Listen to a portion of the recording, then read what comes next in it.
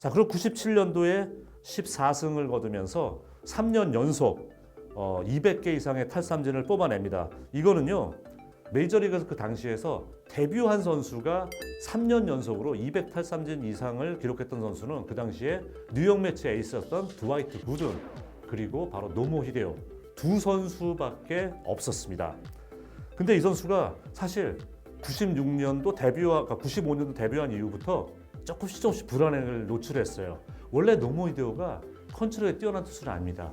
그리고 빠른 볼 최고 구속은 95마일, 153km까지 나옵니다만은 이 선수의 정말 없어서는 안 될 무기는 포크볼이거든요. 이 포크볼이 이거 가만히 이 공에 속지 않으면은 다 볼이야. 유인근무예요.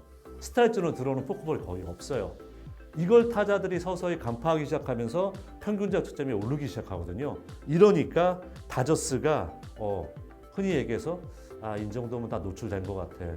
간물이 좀 빠진 것 같은데 뉴욕 매치로 트레이드를 시켜요.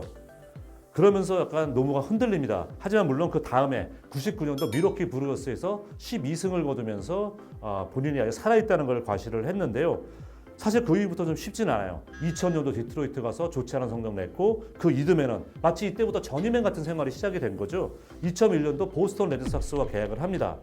근데 이때 다시 한번 부활을 해요. 노모 히데오 선수가. 2001년도 보스턴 유니폼을 입은 첫 번째 경기 등판에서 볼티모어 오리올스와의 경기입니다. 본인의 두 번째 노히트 노런 경기를 성공을 시킵니다. 이 당시에는 이제 볼티모어 원정 경기였는데 캠든 야즈가 개장을 한 지가 한 10년 정도밖에 안 됐는데요. 캠든 야드에서 첫 번째로 나온 노히트 경기였습니다.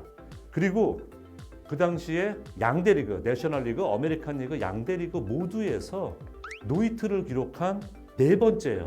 첫 번째 선수는 사이 영, 그 다음에 짐 버닝, 놀란 라이언.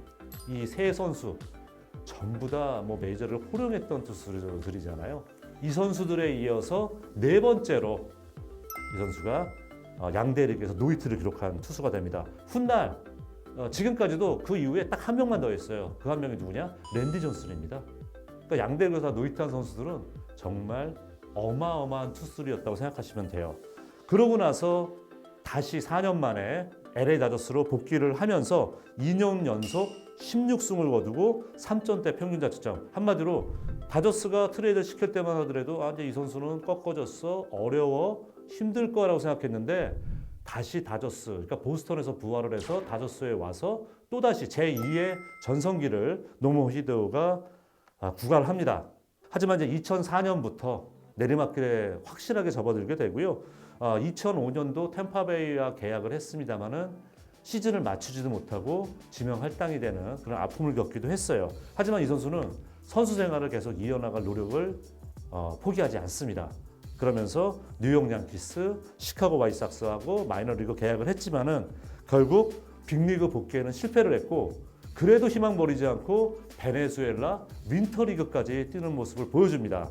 공식적인 은퇴는요, 여러분 2008년도입니다. 2008년도에 캔자스시티와 계약했지만은 불펜으로 3경기 나오고 결국은 방출되면서 나 이제 선수 생활 못하겠다.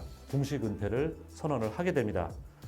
그러면서 8년 뒤인 2016년 샌디에고 파드레스 고문으로 임명이 되는데요. 이거는 제가 알기로는 박찬호 선수의 영향이 크다 그래요. 여러분 그 샌디에고 파드레스의 구단주의 지분을 과거 다저스의 구단주였던 오말리 패밀리가 지분을 많이 갖고 있습니다. 그러면서 박찬호 선수도 지금 샌디에고 파드레스 이런 고문 역할을 하고 있죠. 노모 히데오도 마찬가지예요. 김하성 선수 진출하고 이럴 때도 박찬호 고문이죠. 고문이 많이 역할을 했다고 그러지 않습니까? 역할을 했고 파드레스 고문 되니까 바로 또 이 고문입니다만 예전의 실력 어디 가겠습니까?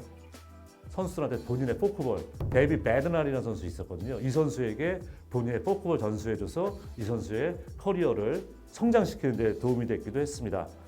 자, 노모 히데오 선수 일본 프로야구에서 짧게 떴습니다. 하지만 78승을 거뒀어요.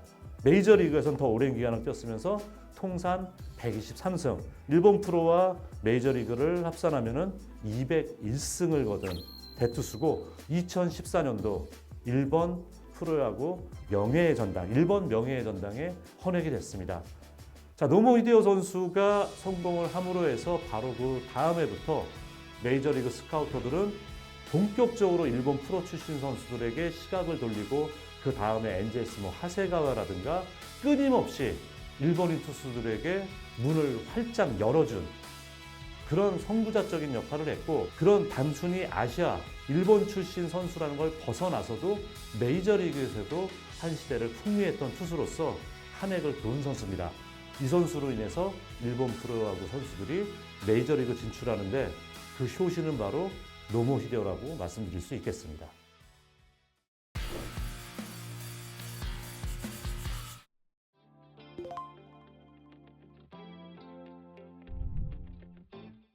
네, 그러니까 되게 기대가 컸어요. 왜냐하면 저는 노모 히데오 선수가 공을 던지는 모습을 88 올림픽 때 보고 7년 만에 그것도 메이저리그 무대에서 볼 거라고 상상을 못했었는데 봤기 때문에 정말 기대도 컸었고, 그리고 현장 분위기도 되게 뜨거웠어요. 하필이면 또 데뷔전이 라이벌 샌프란시스코 자이언츠 원정 경기에서 데뷔를 했기 때문에 정말 화제거리가 됐었고, 이 선수의 독특한 투구 폼이라든가 그런 포크볼이라든가 너무 인상적이었기 때문에 현지에서도 첫 경기 끝났을 때 반응이 정말 상당히 뜨거웠고, 저도 그때 경기를 보면서 그 스탠드를 왔다 갔다 하면서 팬들한테나 이런 분들한테도 제가 인터뷰했던 기억이 나거든요. 그렇기 때문에 그때의 기억은 정말 저에게 잊혀지지 않는 하나의 또 좋은 추억이었던 것 같습니다.